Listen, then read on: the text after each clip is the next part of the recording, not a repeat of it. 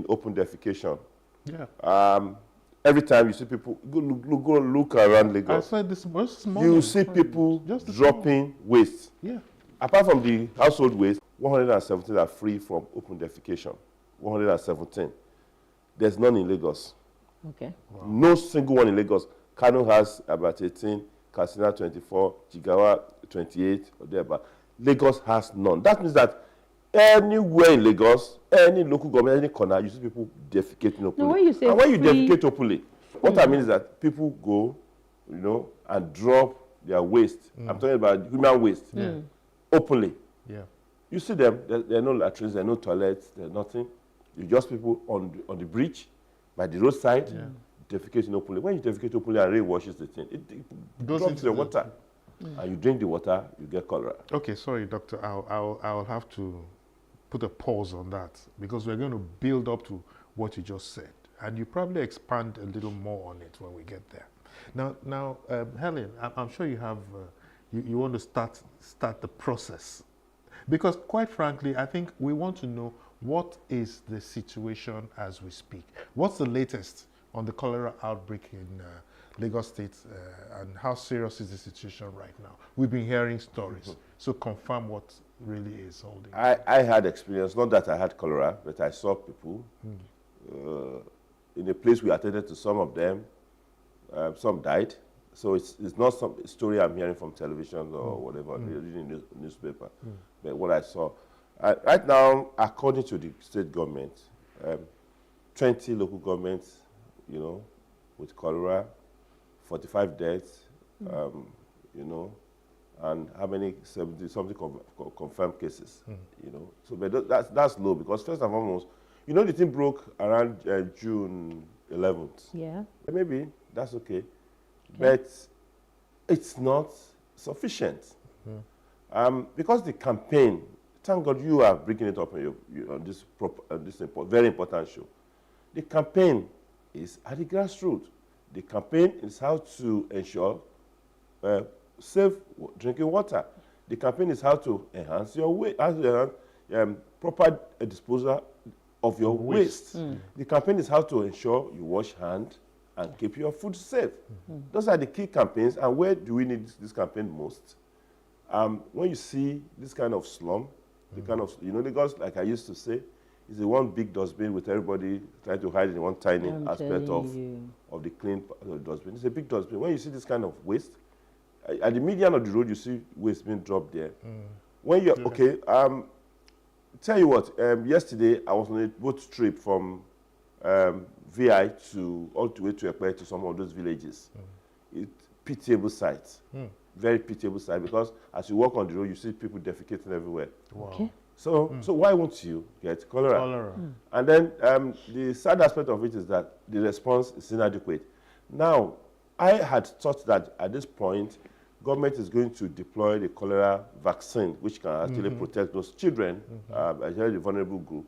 But I tell you what, even WHO ran out of vaccines as at March. Now, they said they have 5 million. So how many of these come to Nigeria? None. Nigeria does not even have those vaccines to give and prevent cholera. So you wonder, what are we spending money on? Okay.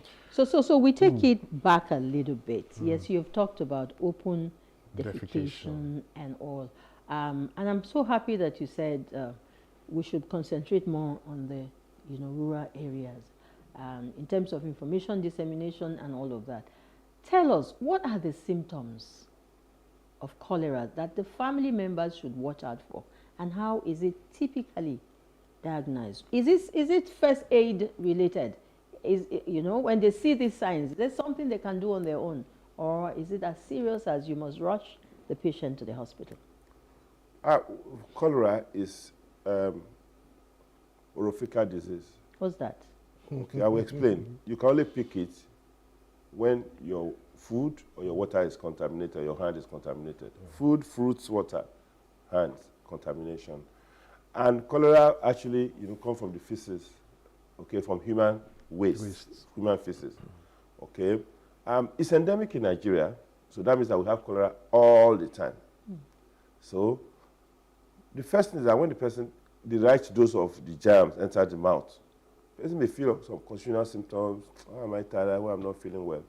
But the first sign is diarrhea. The person may not even run fever. The stool is classically watery and like rice water. You know, when you pour water, you want to wash rice, and then that kind of water, it's pouring out. Then the second is vomiting. So stooling, vomiting, abdominal cramps. So in such a way that you need 2 bowls. Those days when toilets were not available, you need 2 bowls. One to collect your vomiting, another one to collect stool. That is scary. In the process, a lot of nutrients, a lot of water has been lost. Indeed, the body cites cholera as an abnormal invasion in the guts and try to excrete it by that vomiting and stooling. But in the process of excreting it, you lose water. So all you need to do is try to replace the water as much as possible. The body will finish its job. If you want to help the body with some antibiotics, you do, then the body will finish its job and you'll be back. But if you don't replace the water, the body, all the cells are gone. We've had cholera came to Nigeria in 1972 for the first time. People that traveled brought cholera. And up to 1991, we were good. After 91, we were seeing cholera every 4 years. But since about more than 10 years now, cholera is like an annual event. It's like every Christmas, and now, if we're not careful, we'll see cholera twice. Whoa. And if you're having cholera, this kind of thing, simple thing, treatable, preventable. In a country that is want to be a mega country, leader in industry, this and that, you cannot even provide water, sanitation, and hygiene. So what do you say we're doing? So I don't know, you might be quite fortunate to stay that part of Lagos, that part of this big dustbin that's a bit clean. Do you have water flowing? Can you run taps? I grew up in a rural community just very close to Ekpe, you know. Even at there, we go there, we open taps those days, and water comes out. So there's nothing like that again. Nothing like that. Nothing. Okay. Wow. I'll again take you back because we're building up, like I said. Now, I want you to tell us what are some of the effective ways that families can prevent cholera in their homes and communities, and are there specific actions that they should take?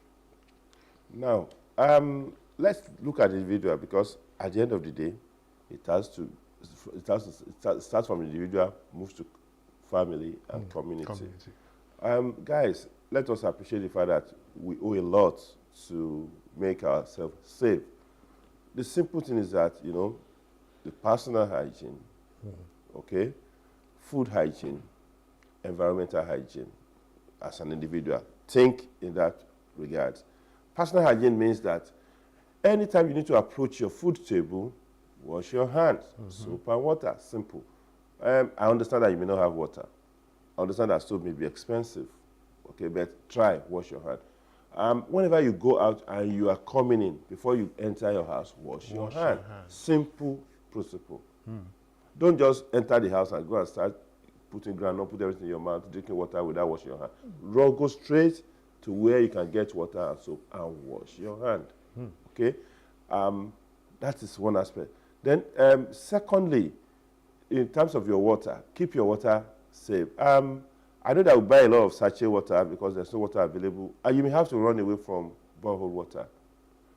If you have to drink any water that is good, all you need to do exactly is to boil the water. Yes. I know gas is expensive. I know electricity is expensive.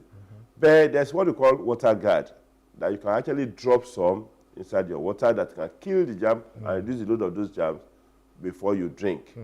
Now, look at your environment. I know that there are open gutters, where rain is bringing all sorts of things into your compound and near your house. You know, you are wading inside those water. Try as much as possible to limit your contact with those open surface water that is as a result of the rain, the flood as a result of the rain, and then ensure that you keep your environment clean. Proper waste disposal is very, very key. We can't, then I think at the level of secondary school, we should go and, you know, put in front of each of the primary schools, for instance, a hand washing mechanism. Put a hand washing mechanism there. We should have ingrained this habit into the children. From COVID. I mean, this is wash like your COVID. hand. Wash your hands. Even before, Yeah. if you wash your hand, you save a lot of things. Because, you know, and then, you see the food vendors. They are roaming the street. They are still hanging by the roadside, selling food, fruits, and all those stuff. Again, if you cannot stop them, tell them the proper importance of ensuring that flies don't become their second neighbor.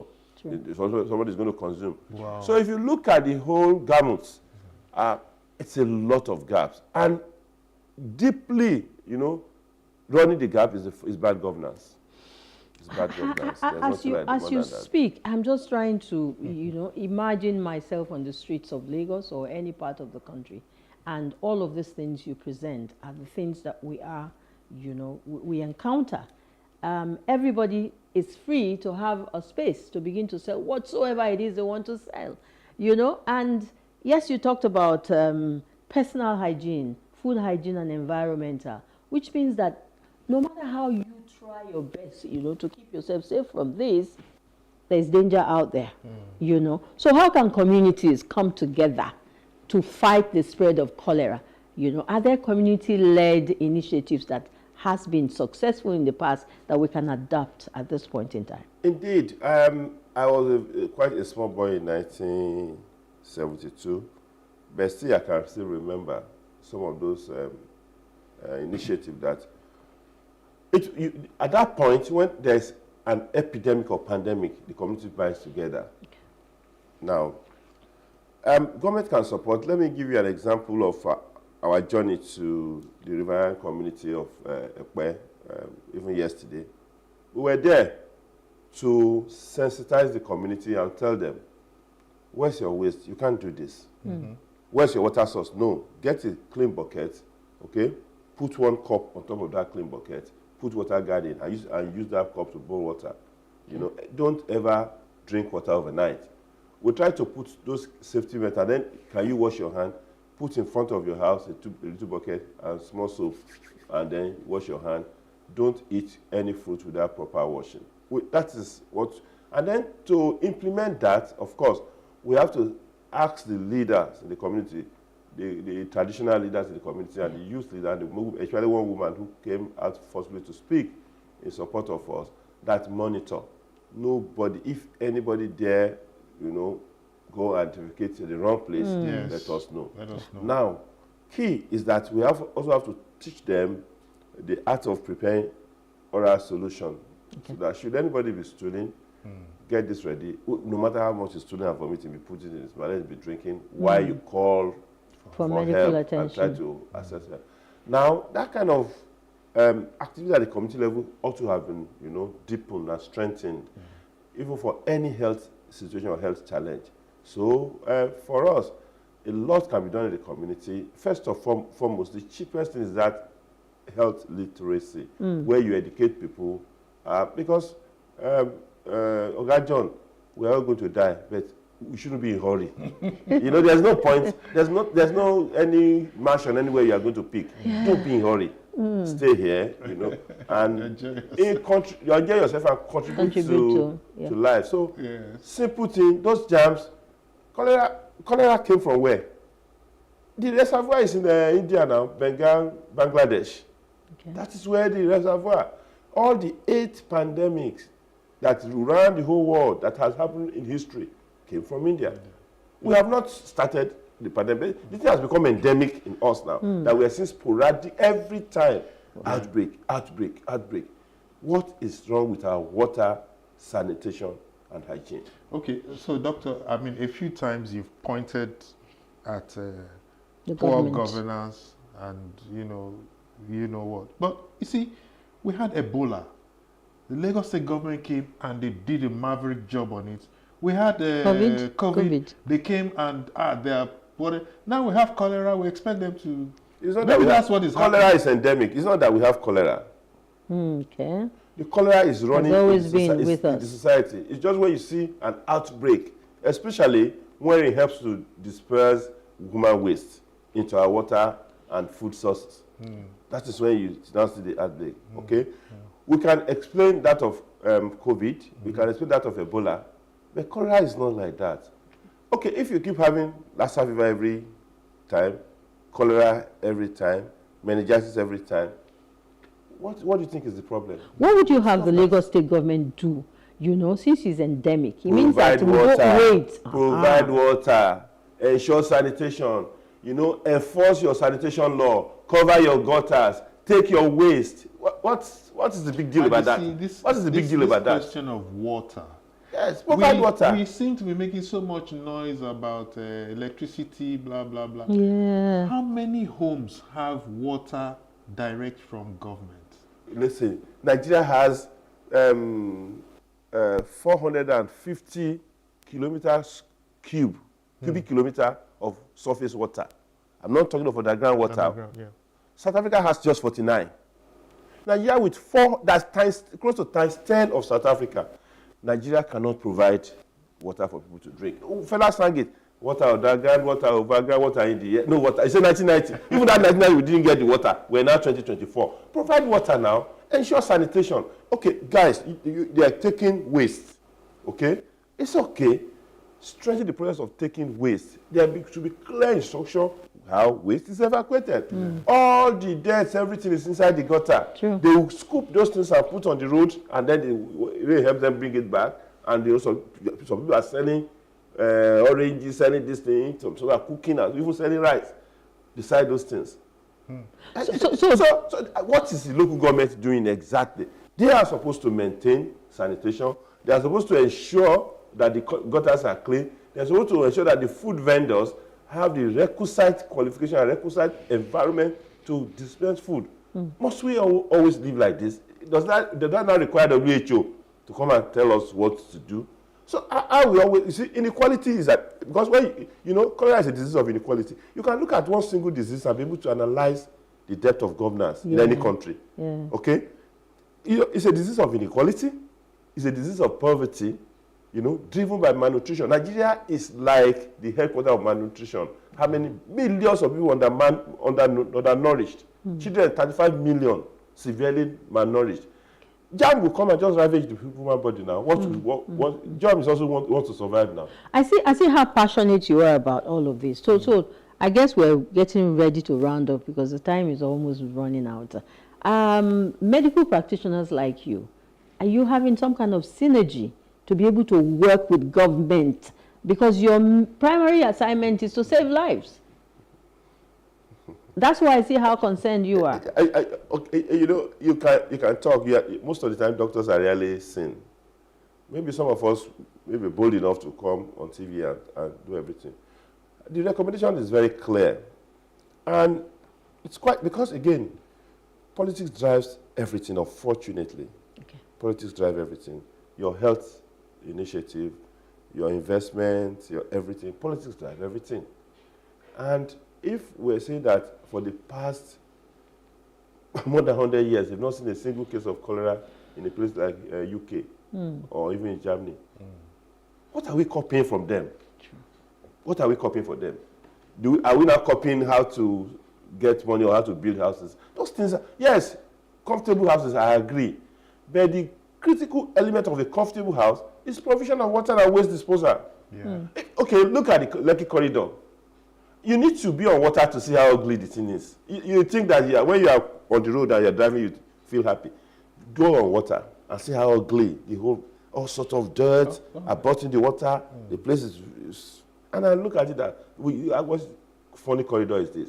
And of course, you have seen a similar place in Staten Island, in New York. That lonely place. You go, you off. You go, you off. And even at that corridor, after road silent. So you ask yourself, is this the way to plan a city? And then when you enter Ajah and enter all those places, like Ajah, Lajah, and all those corner, you wonder, is this way to live? Okay. All right, John. Well, Doctor, the picture that you painted today is quite scary. I wonder how you will sum this up in one sentence. Going forward, what should we do? First and foremost, individual, protect yourself. Good. You have that power. If the government is not providing anything for you, sure. Protect yourself. Wash your hands. Keep your environment clean. Dispose your waste properly. and then put your voice, tell government to provide water now. Okay, good. All right. And so that will be it. And we're putting our voices, you know, this is the little that we can do. Yes. Letting you know out there that, you know, the power is in your hand, first of all. Yes. So just wash your hands and make sure that your waste Protect is disposed properly. Yeah. And be careful what you eat. All right? Thank you, Doctor. Incredible insights. Incredible pleasure. insight, Thank Dr. you. Bebawadu. Thanks so much for sharing your experience, your expertise, and your valuable time on handling this cholera outbreak as we have it. Right? Okay. So it's all said and done. Remember, everyone, a stitch in time saves 9. Let's all take the necessary steps to protect ourselves and our families. So up next, we have an exciting segment of Culture Conversations with Chizobam Ofebu.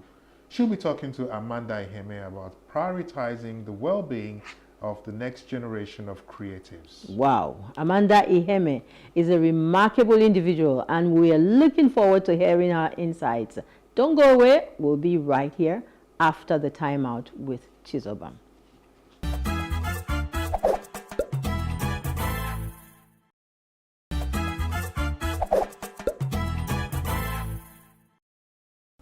Welcome to another exciting episode of Culture Conversations. My name is Chizobam Ofebu.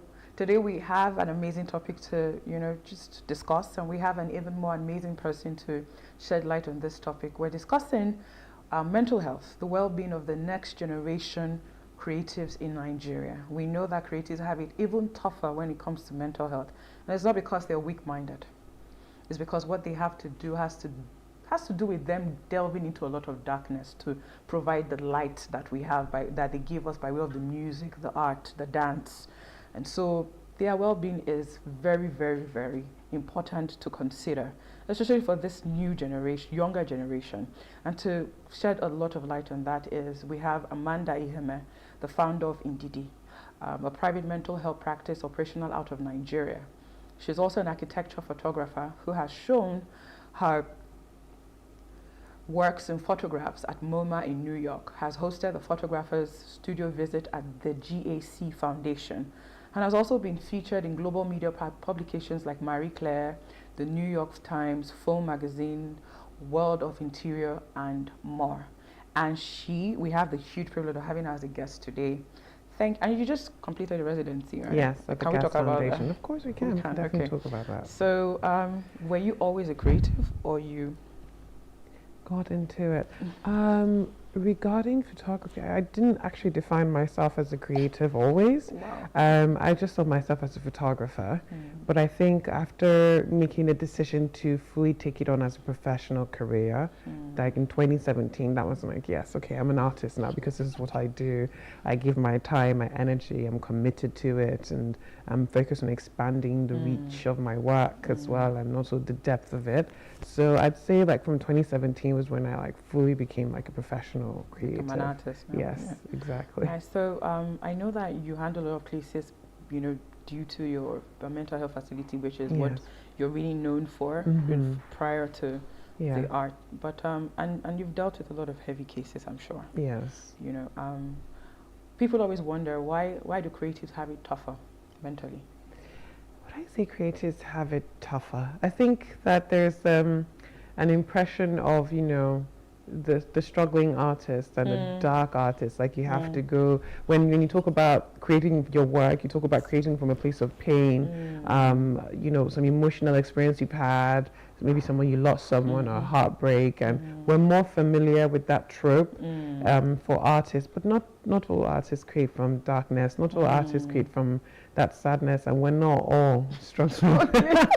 We're not all struggling artists. I know I'm not a struggling artist, so we're not all struggling artists, but we do have it tough because, and especially in the society that we're in, Nigeria is not a place that truly gives artists the respect and value that they deserve in how we shape the society in terms of language, art, dance, music, how we even relate with or find words to describe emotions that we are unable to express. So we're able to show those things in paintings and different works that we tackle. Even just documenting stories of people that you would normally not hear of, whether through writing or photography or through music or film. We're not really giving that much credit or attention like we deserve, and because of that, that comes with its own unique challenges, because you now have to find your value within yourself and find your value in your society and believe that your voice and the work you do is worthy. Because it's very easy for people to say, what are you doing? Yes. Why are you doing this? Like, does it even matter?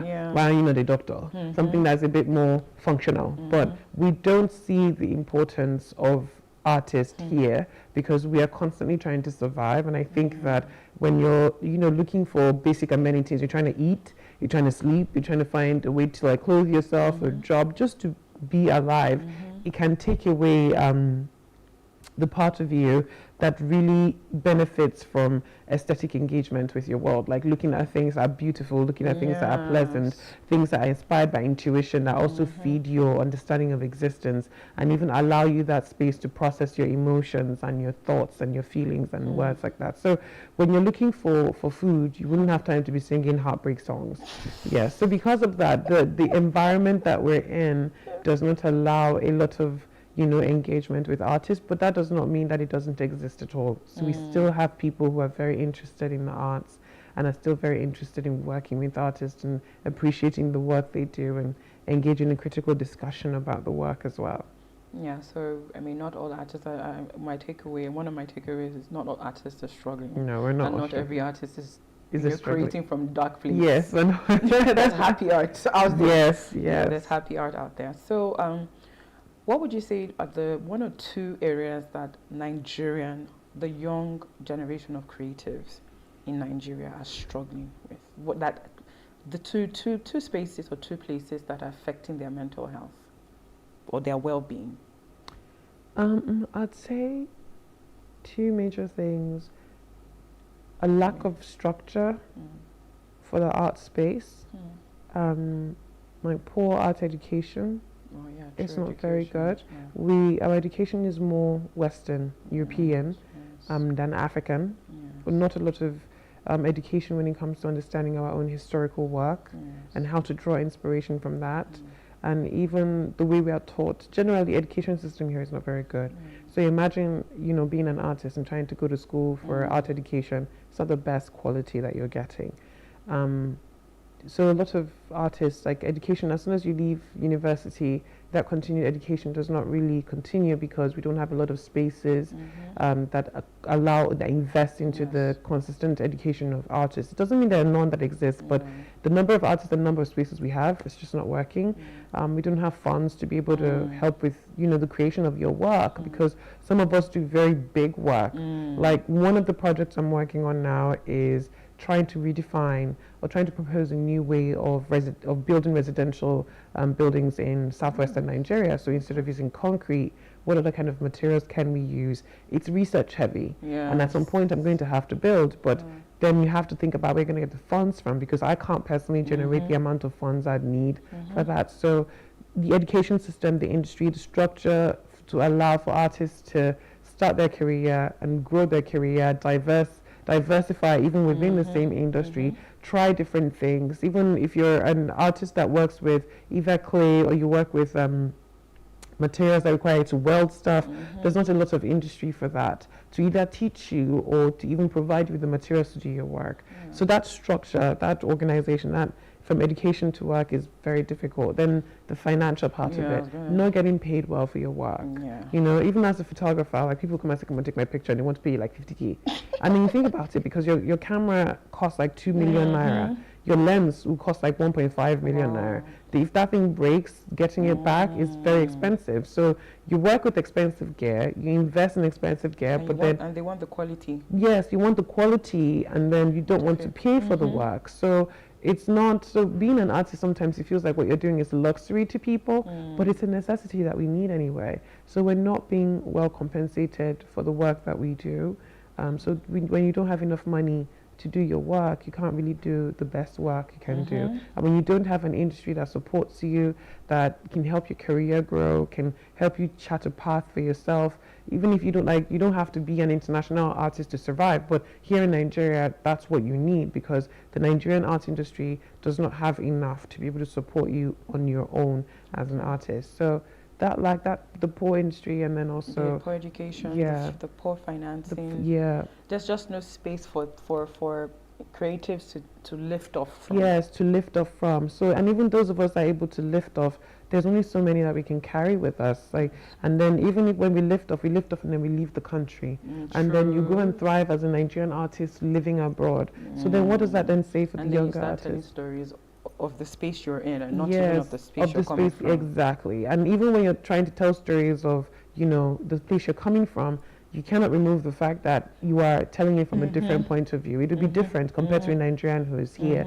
So it's not a lot of room that allows for Nigerian artists to really, really grow. It's almost like as if we don't want our heritage to be preserved. Yes, I mean, wasn't it like last 2 weeks in Calabar, they tore down, there was this structure that was in, I can't really remember, but it's like this traditional structure they had that was like an ode to their religion, and they tore it down and put a statue of Jesus Christ. And I was like, there is no problem with having a statue of Jesus Christ, but why do you have to tear down your own heritage to replace it with the heritage of another person's culture and religion? The both of them can exist side by side. So it's like you're destroying your things that could have fed into your tourism, could feed into your art, could feed into your history, and you're now replacing it with something else because you see your own historical work as demonic, as evil, and then you put something else. That's the problem I have with, I always just tell I tell Africans, I mean Nigerians mostly, because I think some Africans are more liberal. I'm like, if Jay Shetty invited you on his program, you'd publicize it on your page. Jay Shetty is Buddhist. Yes. If Deepak Chopra called you, if these are people who are not Christians, you'd publicize it. Yes. So I see that your problem is not with the religion, it's not with the, it's just that we have a deep identity crisis. Yes, that's we do. The problem. We do, and to be honest, it's something that really goes way back to our colonial history, that as Nigerians, we haven't really sat down together as a people to address it. And the government, they're the ones that are meant to champion this, but they're not interested in that. They're more interested in, let's keep the people struggling and impoverished so that we can continue to make money off of them. Trauma is a good market. Yeah, it's a good market. If we can make money, they're making money off of our suffering. Yes. So if they're only focused on the money, what time do they have to be thinking about, okay, how did the slave trade and how did the colonial era affect our well-being and our psyche as Nigerians? Because, I mean, what could have been like an exchange of information between the colonialists and Nigerians turned out to be like a cultural invasion, where what they did was they came here, told you that everything that you know, everything that's defined your people for so many years is absolute rubbish and it's demonic and it's terrible. But then they took your work, those things that they were telling you, they took it profit. And they profit off it. They put it in their museums, they make money off of it, but then they put it in your mind that it's rubbish, don't trust it, it's terrible, but then they take it from you. And then you, even them not being there, you now continue that narrative where, oh, it's rubbish, our own things, our identity is bad. We must look at the way the foreigners are doing it and the way it's very painful when I see it happen. And I'm like, do we even start the re-education? But I see some people who have started the re-education. Yes. And I feel like, you have to have a certain grace to do it, because I don't have that grace. Don't have it. But people like Tayo Bello for Washiri and all those ones have the grace. Yes. You see a lot of people saying, oh wow, people who are stalled Christians coming in the comment section. I'm like, okay, he has the grace. And that's why I made sure I had him as a guest.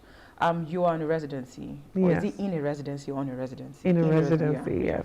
And this is one of the things that this was made available for a lot of creatives and artists, just for that lift off. Yes. So is this your first residency? It's my first residency. What is it about? Okay, so everyone, when I tell them I was in a residency, they're like, what does a residency mean? So a residency is like a program that is usually offered by foundations, art foundations to artists, where they provide you with different offerings. It could be like a stipend, a workshop, mostly a space to live. So they'll take care of your accommodation, they'll provide you with a stipend, and they tell you, come here, do your work. Nice. That's all it is. Just come here and do your work, research, focus on your art. Either you create something at the end or you don't. So different residencies have different terms. So the residency that I completed is in Lekki. It's by Yinka Shonibare. So it's a foundation called the Gas Foundation, Guest Artist Space. And what they do is they provide spaces for Nigerian artists and African artists, both in Nigeria and the diaspora, and also international artists to come into Nigeria to do research and to live in the environment and gain information, work with the people to inform the work. Yeah, it's such a good work. Especially in a place like Nigeria. Exactly. And during this time, I had the opportunity of meeting an artist from the UK, an artist from Uganda, an artist from America, another one from Finland. So like it's like a chance for you to collaborate with different people, different artists from different parts of the world. So you spend your time there. They have a fellowship. They do an open call. You apply. If your work fits into what they need, they invite you over. You stay there for a stipulated amount of time. And during that time, what you do is you focus on your work. So for me, the focus of my work was research. I know that I'm a photographer, but I'm an artist, and part of my artistic practice is research. So that was what I spent my time doing at the residency. Well, that's, I mean, what level was of breath of fresh air was that for you? Amazing. I think the one thing that was very validating about it was that it was a residency in Nigeria that was created by Nigerian, and it is run by Nigerians. So it was like, it's like one thing if people from outside your house are telling you congratulations because you passed WAEC, but when your father tells you or your mother tells you congratulations, it's very different. So of course, you know, getting international residency is amazing, very validating for your work, but there was just something about just knowing that I was like, my own people see the value of the work I'm doing, and they've decided to support me to create a space for me to continuously do this. So it was really such an amazing experience. And the Gas Foundation, I just wish every Nigerian artist, as young, old, they just need to have the time to have a residency in that space. And I think more residencies need to come up. There is another one in Ibadan, Kubomoje residency as well. So there are like little pockets of spaces where you can have residencies that are coming up now, and they are all artist-led. So artists who have been able to create some affluence for themselves, that have the resources and the network, are now coming here to create space for other Nigerian and African artists to, you know, thrive as well. Powerful. So, and how long is the residency? Okay, so my residency was 2 months. Nice. Yes, it was for 2 months. So for 2 months, I was living in Lekki at the residential space and working. Feeding and everything on them. Yes. Oh no, the feeding was on me, but you get a per diem. Yeah. So they'll give you like, okay, you know, you're staying here, we'll give you a per diem. You know, take this every week, have this amount of money, take care of yourself, feed yourself, do what you need to do, use it to support your research. Whatever materials you need to buy, you have a stipend for that as well. Use that to do your research and your work. If you want to travel, we'll find ways to support you with that. So they're very, very supportive. Like, it's like peace of mind. You don't have to worry about anything. Even me myself, I get trying to consider if I'm an artist. Do you understand? Because I need that peace of mind. Yeah, it was just an amazing peace of mind. Wow, thank you so much, Gas Foundation. Thank you so much, Shonibare. Thank you. Yes. And to all the international Nigerian artists that constantly invest here, we're so grateful. Thank you. Yeah. Mental health is a big issue when it comes to, I mean, you've corrected us. It's not just for creatives, but especially those who are on the move. The musicians, especially. We've had a lot of issues. Not just in Nigeria, but also abroad. And they just take their lives, you know. And we're seeing some of them currently suffering, and we know they're suffering, you know, and we're like, you know, what's the provision for therapy for them whilst they're on the road? Is there something that your foundation does with regards to that? Is there something you're planning to do with your foundation in regards to that? Is it something that their own team has to take control of or something? I think like the level of your work and the team you work with will also impact the access you have to mental health care. So for artists that are like well established, this is like Aya Star or Davido, it would be like a personal and a team effort. So they have to find a professional and provide that access. And I think it should be the same way you would have food in the morning and you go to see a doctor, they should have a therapist, someone to talk to, because when you are in the limelight and you have so many people giving you feedback on the way you dress, the way you talk, the way you move, even people can see a 10-second video on social media and then judge your entire character based on that. Or the way you just looked at someone and like, oh my God, you don't like this person. And you constantly get that influx of information. Have a bad day. You know, and just ridiculous expectations that people have across cultures, especially when you're internationally famous. It's a lot on a person to deal with. And when, you know, you're not just dealing with the music, you're also dealing with yourself as a brand. Yes. So you don't really have a lot of spaces where you can fully and truly be yourself and have your own thoughts and ideas heard. You're still a business. As much as you're a brand, you're a business. So there are people who are relying on you. So you can't just do whatever you like. But you're still a human being. And that humanity in you has to be protected and preserved, and have that space for it to flourish so that you can understand yourself, and that can then feed into the work you're creating. So for international and very successful, financially successful artists of that nature, it is both their personal responsibility and that of their team as well. But for artists who are not at that level yet, what we do is like, okay, it's now your responsibility, like to look after yourself and to create that access for yourself and resources, make that available for yourself. So what we do at the practice, because we know that financial success is not something that majority of the artists have. Not everyone is a Davido, not everyone is a Wizkid, not everyone can afford like to pay for therapy because standard therapy. Yes, because it is quite pricey. I'm going to admit that. So what we've done is we have created a mental health package. I saw that on your page, specifically for artists. It's called Nka, which is an Igbo word for artists. So it's specifically for professional artists. You come in, you get subsidized, rather than paying the full price, you get to get a subsidized amount of money for therapy. And sometimes we have people who are eager to fund other people's therapy. So they come in and like, okay, we want to pay for so we want to pay for people's therapy. How can we do that? So because we had that available, we're also for a while offering like free therapy for them. So, you know, tell us you want to go there, we can get you a chance to have your therapy sessions paid for so that you can just get therapy. So, but then when the economy got tighter, people's generosity also got tighter. And we understand, no qualms. So, but then we still have that discounted service available for artists, professional artists to come in. So with that, we're hoping like we can then have more artist-focused mental health care services. But for now, that's one thing that we offer at NDD. Okay, so thank you so much, Amanda, for being here with us. I know you just came up from the residency. You've not had time to rest. Thank you. So thank you for being here. Thank you for being here on short notice. Thank you for the wealth of wisdom you've come with. And thank you for your genuine care for humanity. Thank you. Thank you. This is the end of our very interesting conversation. We'll join John and Helen in the studio now. Stay tuned.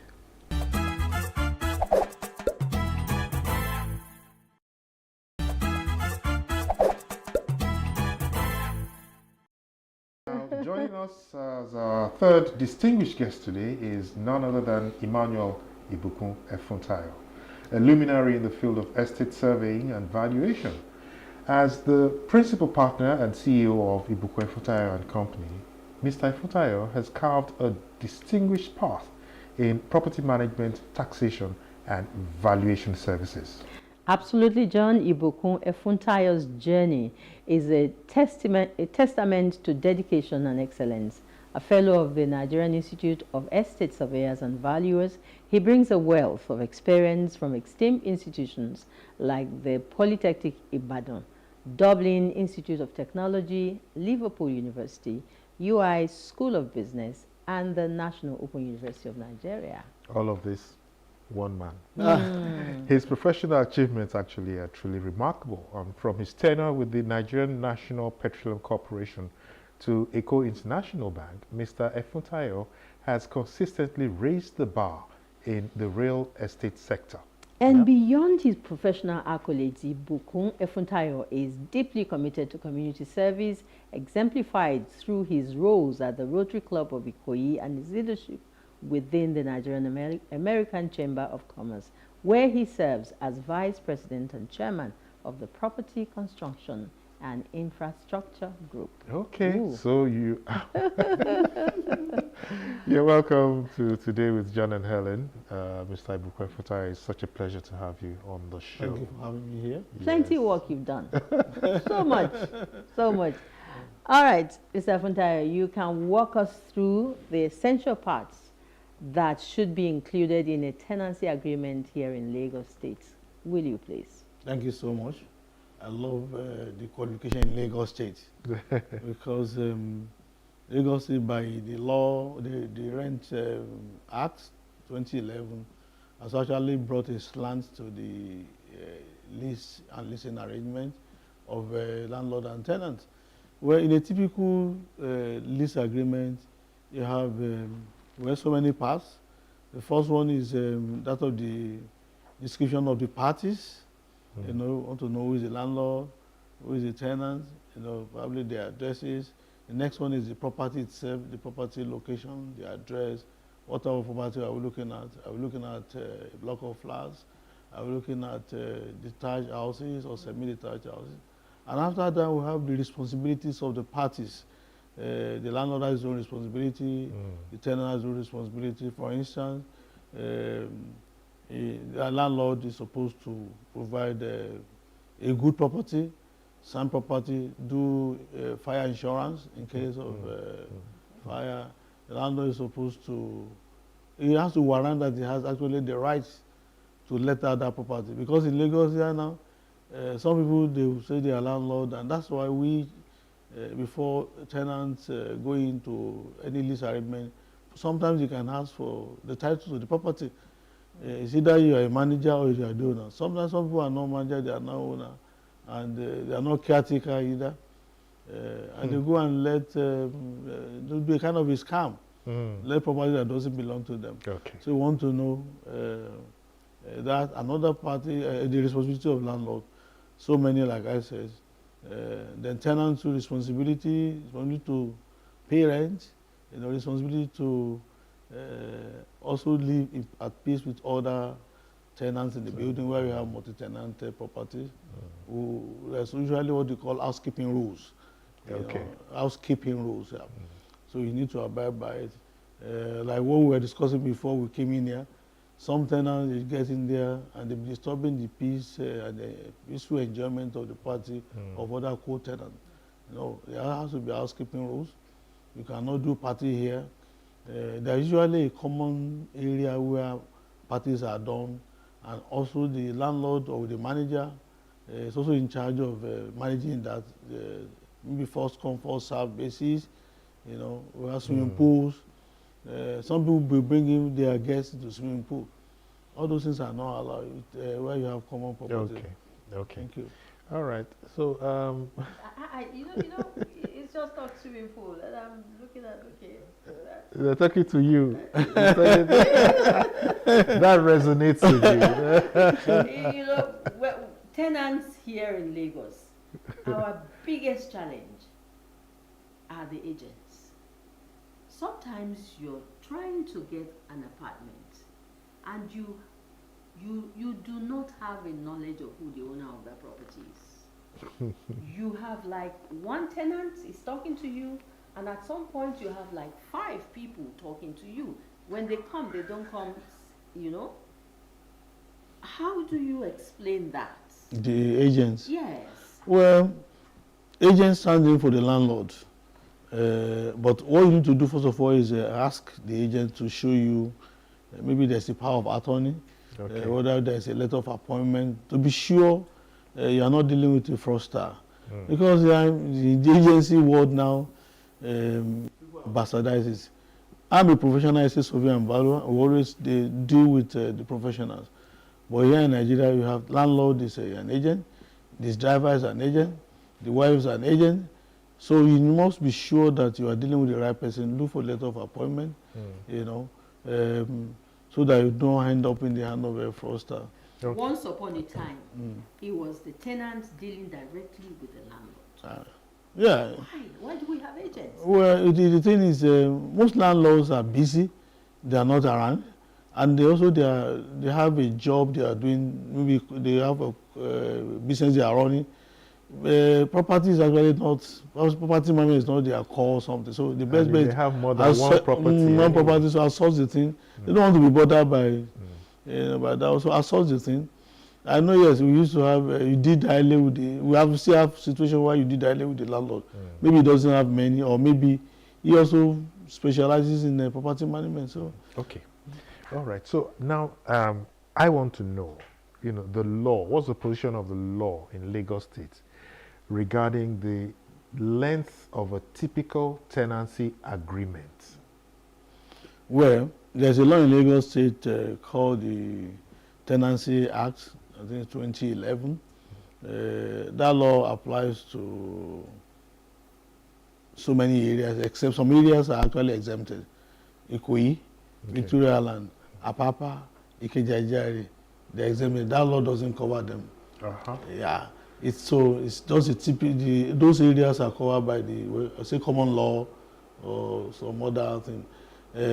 Because the issue of the rent, the Tenancy Act is to protect tenants. Okay. But in those areas, number one, we have shortage of accommodation. Number two, we believe the tenants there and the landlord, they have relative power, and they are knowledgeable enough that they cannot actually be cheated. So in terms of the length of the lease, for those areas, you can do 2 years, you can do 3 years, you can do any years. So the law doesn't say it doesn't cover them. Okay. It's all other area. The law covers other area, apart from those areas. For example, the law is saying that you can create a lease of 1 year, you can create a lease for 2, 3 years. Anything about 3 years no longer tenancy. It's lease something. But in terms of how much you are collecting as a landlord, you cannot collect more than 1 year. Okay. If you do that, if you're a monthly tenant, you cannot pay more than, I think, 6 months or something. I was going to go to that, because I think it was 2 years or so ago that Lagos State government said 1 month, let tenants pay monthly. About 100,000 naira. So it's supposed to be